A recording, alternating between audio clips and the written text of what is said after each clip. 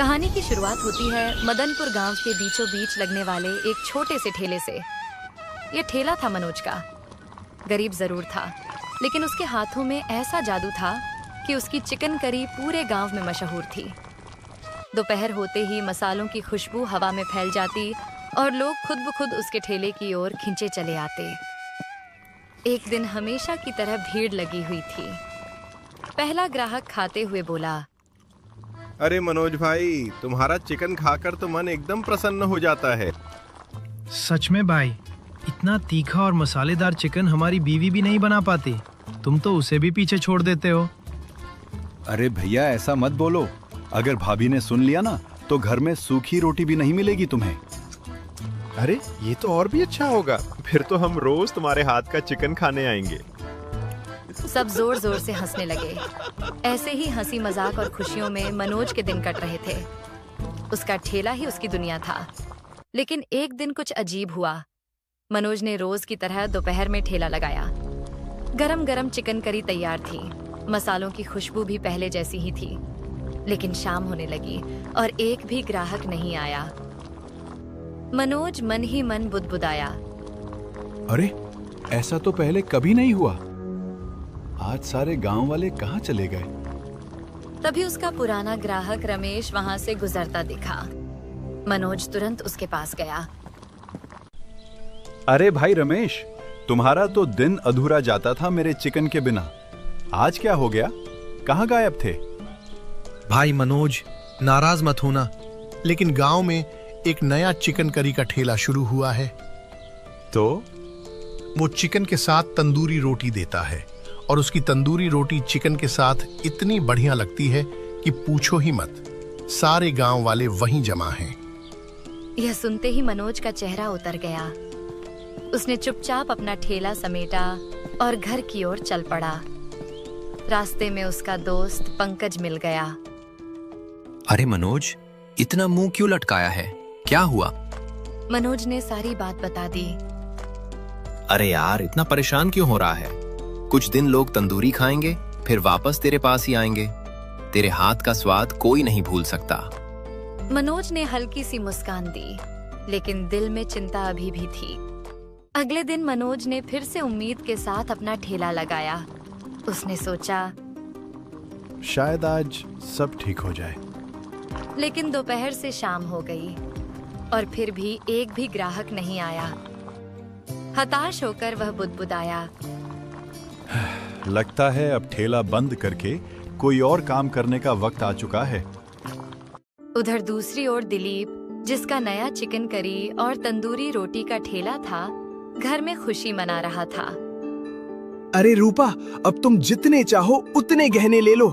हमारा ठेला अब गांव में नंबर 1 है। सच में जी? अब तो मैं सोने का हार जरूर बनवाऊंगी। उधर मनोज उदास होकर घर पहुंचा। उसकी पत्नी पूजा ने उसका चेहरा देखा और समझ गई कि बात गंभीर है। मनोज जी, हिम्मत मत हारिए। ये मेरे सारे गहने बेच दीजिए और आप भी तंदूरी रोटी बनाना शुरू कर दीजिए। शायद हमारा ठेला फिर से चल पड़े। नहीं पूजा, ये तुम्हारे मायके की निशानी है। मेरे लिए गहनों से ज्यादा आपका सपना जरूरी है। आखिरकार मनोज ने गहने बेच दिए और पैसों से तंदूरी रोटी का सामान और एक मिट्टी का तंदूर खरीद लाया। फिर वह गांव के पुराने ढाबे वाले काका के पास पहुंचा। काका, मैं अपने ठेले पर तंदूरी रोटी बनाना चाहता हूँ। क्या आप मुझे सिखाएंगे? ठीक है बेटा, सिखा दूंगा। लेकिन सुनो, अगर तंदूरी रोटी की अच्छी सामग्री लाओगे तो ज्यादा मुनाफा नहीं होगा। तो फिर? मुनाफा चाहिए तो थोड़ा मिलावट करनी होगी, तभी सस्ती पड़ेगी।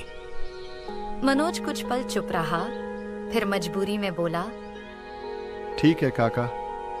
काका ने उसे सब सिखा दिया। मनोज ने ध्यान से हर बात सीख ली।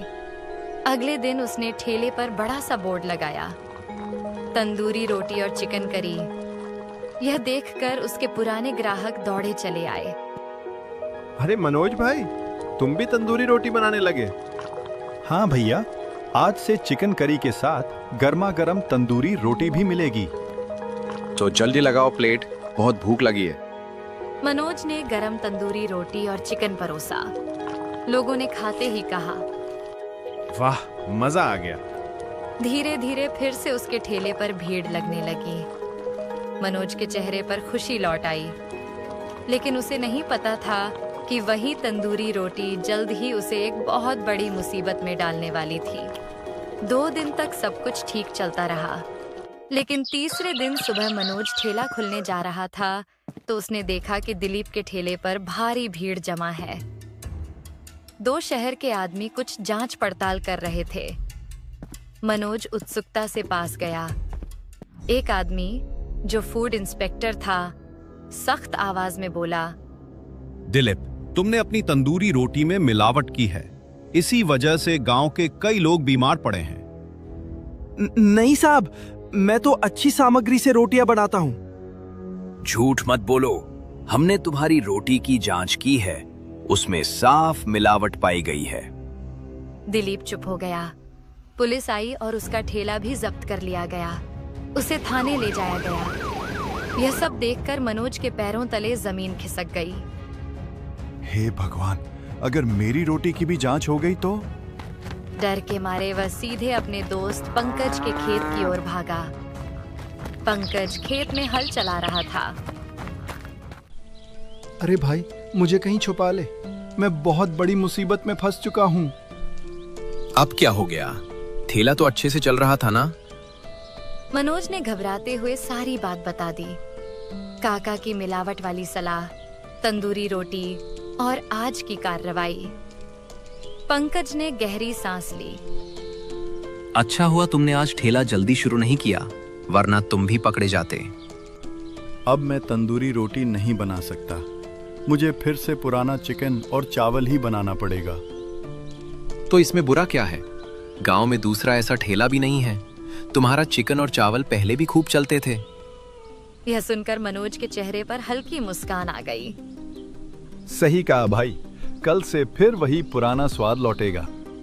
मनोज को नहीं पता था कि उसकी असली मुसीबत अब शुरू होने वाली थी। अगले दिन मनोज पूरे जोश के साथ अपना पुराना चिकन और चावल का ठेला शुरू करता है। उसने मन ही मन कहा, अब तो सारे ग्राहक मेरे ही ठेले पर आएंगे। असली स्वाद यही है। वह उम्मीद से खड़ा रहा। धूप ढली, शाम होने लगी, लेकिन उसके ठेले पर एक भी ग्राहक नहीं आया। मनोज की चिंता बढ़ने लगी। ये क्या हो रहा है? न तंदूरी न चावल, फिर लोग कहाँ जा रहे हैं? आखिरकार उसने ठेला बंद किया और गांव में देखने निकल पड़ा कि कहीं कोई नया ठेला तो नहीं लग गया। तभी उसकी नजर पड़ी दिलीप का वही ठेला, और वहां फिर से भारी भीड़। मनोज हैरान रह गया। ये कैसे हो सकता है? इसे तो कल पुलिस स्टेशन ले गए थे। वह पास से गुजर रहे एक आदमी से बोला, अरे भाई, कल तो इसका ठेला फूड इंस्पेक्टर ने बंद करवाया था ना? हाँ भाई, करवाया था, पर दिलीप ने इंस्पेक्टर को पैसे खिला के ठेला छुड़ा लिया। पर गांव वालों को पता है ना कि वो रोटी में मिलावट करता था। अब वो तंदूरी रोटी नहीं दे रहा। तो फिर क्या दे रहा है? अब वो खमीरी रोटी दे रहा है, इतनी मुलायम और इतनी स्वादिष्ट कि पूछो ही मत। यह सुनकर मनोज सोच में पड़ गया। खमीरी रोटी? ये क्या नई चीज है? वह तुरंत ढाबे वाले काका के पास पहुंचा। काका, ये खमीरी रोटी कैसे बनती है? बेटा, इसे भी तंदूर में ही पकाते हैं। बस मैदे के आटे में गेहूं का आटा और थोड़ा खमीर मिला देते हैं। इसी से रोटी मुलायम और स्वाद में अलग बनती है। ठीक है काका, अब समझ गया। इतना कहकर वह अपने दोस्त पंकज के खेत की ओर चल पड़ा। मनोज अपने दोस्त पंकज के खेत में पहुंचा और थकी हुई आवाज में बोला, भाई, मुझे लगता है अब मुझे भी तेरे साथ खेत में काम करना पड़ेगा। ठेले से तो अब उम्मीद ही खत्म हो गई है। अरे अब क्या हो गया? मनोज ने खमीरी रोटी वाली पूरी कहानी सुना दी। तू यहीं रुक, मैं अभी दिलीप के ठेले से एक प्लेट खमीरी रोटी और चिकन लेकर आता हूँ। पहले चखते हैं, फिर सोचेंगे क्या नया किया जा सकता है। पंकज दीपक के ठेले पर जाकर एक खमीरी रोटी और चिकन पैक करके ले आता है। चल उस पेड़ के नीचे बैठकर खमरी रोटी का मजा लेते हैं। दोनों पेड़ के नीचे बैठ गए। जैसे ही पत्तल खोली, खुशबू चारों तरफ फैल गई। पंकज बोला, वाह भाई, खुशबू तो कमाल की है। दोनों ने पहला निवाला लिया। पंकज का दिल खुश हो गया। सच कहूँ तो स्वाद गजब का है। इसी वजह से सारा गांव उसके ठेले पर जा रहा है। हाँ भाई, पर मैं ऐसा क्या नया करूं कि लोग फिर से मेरे ठेले पर आएं? अरे पहले ये खत्म कर लेते हैं वरना ठंडा हो जाएगा। क्या अलग करना है बाद में सोचेंगे। दोनों ने चिकन खत्म कर दिया, लेकिन एक खमीरी रोटी बच गई।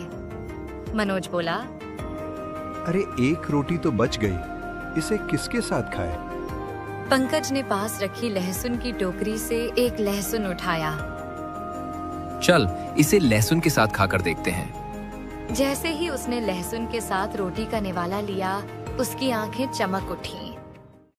अरे भाई मनोज, लगता है तेरे तरक्की का रास्ता मिल गया। कैसे? लहसुन को खमीरी रोटी के साथ खाकर देखो पहले। मनोज ने वैसा ही किया। एक टुकड़ा रोटी और थोड़ा लहसुन। जैसे ही उसने खाया, वह चौंक गया। अरे वाह, लहसुन से तो अलग ही स्वाद आ गया। बस अब तू खमीरी रोटी पर लहसुन लगाकर तंदूर में पकाया कर, स्वाद दोगुना हो जाएगा। और मैं चिकन करी में थोड़ा बटर भी डाल दूंगा, तब तो स्वाद और भी बढ़ जाएगा। तो फिर तैयार हो गई नई डिश, गार्लिक खमीरी रोटी और बटर चिकन। अब होगा हमारा असली कमबैक। पूरा गांव देखेगा असली स्वाद क्या होता है। अगले दिन सुबह सुबह मनोज और संजय पूरे जोश के साथ काम पर लग गए। संजय अपने खेत से ताजा लहसुन की टोकरी भरकर लाया, जबकि मनोज घर पर खुशबूदार बटर चिकन तैयार करने में जुट गया। भाई आज ऐसा स्वाद बनाते हैं कि पूरा गांव याद रखे। हाँ, आज या तो जीतेंगे या फिर हमेशा के लिए हार मान लेंगे। दोनों ने मिलकर गार्लिक खमीरी रोटी और बटर चिकन तैयार किया और ठेला उसी पुरानी जगह पर लगा दिया। उस पर बड़े बोर्ड पर लिखा था, 40 रुपए की गार्लिक खमीरी रोटी और बटर चिकन। मनोज ठेले के सामने खड़ा होकर जोर से बोला, आओ आओ गांव वालों, सिर्फ 40 रुपए में गार्लिक खमीरी रोटी और बटर चिकन खाओ। ये सुनकर दो गांव वाले पास आए। एक ने शक भरी नजर से पूछा, भाई ये कैसी खमीरी रोटी है, और वो भी सिर्फ 40 रुपए में? भाई ताजा लहसुन से बनी खमीरी रोटी है और साथ में बटर चिकन। एक बार खाकर देखो, मजा आ जाएगा। ऐसी रोटी तो हमने पहली बार देखी है, पता नहीं कैसी लगेगी। अरे भाई मैंने अभी चखी है, कसम से स्वाद लाजवाब है। एक बार खाकर तो देखो। उन्हें लगा संजय भी कोई ग्राहक ही है। ठीक है भाई, तुम इतना कह रहे हो तो एक प्लेट लगा दो। मनोज ने तुरंत 2 प्लेट परोस दी। एक ने खुशबू लेते हुए कहा, वाह, खुशबू तो कमाल की है, अब स्वाद देखते हैं। जैसे ही दोनों ने पहला निवाला लिया, उनकी आंखें चमक उठी। अरे वाह, सच कह रहे थे तुम, ये खमीरी रोटी तो सबसे अलग है। उनकी बातें सुनकर और लोग भी आने लगे। धीरे धीरे भीड़ बढ़ती गई, यहाँ तक कि दिलीप के ठेले से भी ग्राहक लौटकर मनोज के पास आने लगे। कुछ ही दिनों में मनोज की गार्लिक खमीरी रोटी इतनी मशहूर हो गई कि शहर से लोग खास उसके ठेले पर आने लगे। अब संजय भी ठेला संभालने में हाथ बटाने लगा। दोनों ने ईमानदारी और मेहनत से अपने नाम को पूरे गांव में मशहूर कर दिया। एक शाम मनोज ने मुस्कुराकर कहा, देखा संजय, सही रास्ता कभी हारने नहीं देता। हाँ भाई, मिलावट नहीं, मेहनत ही असली स्वाद देती है। और इसी तरह मेहनत और सच्चाई के दम पर दोनों ने अपने परिवार के साथ सुखी जीवन जीना शुरू किया। और इसी तरह कहानी का अंत यही होता है।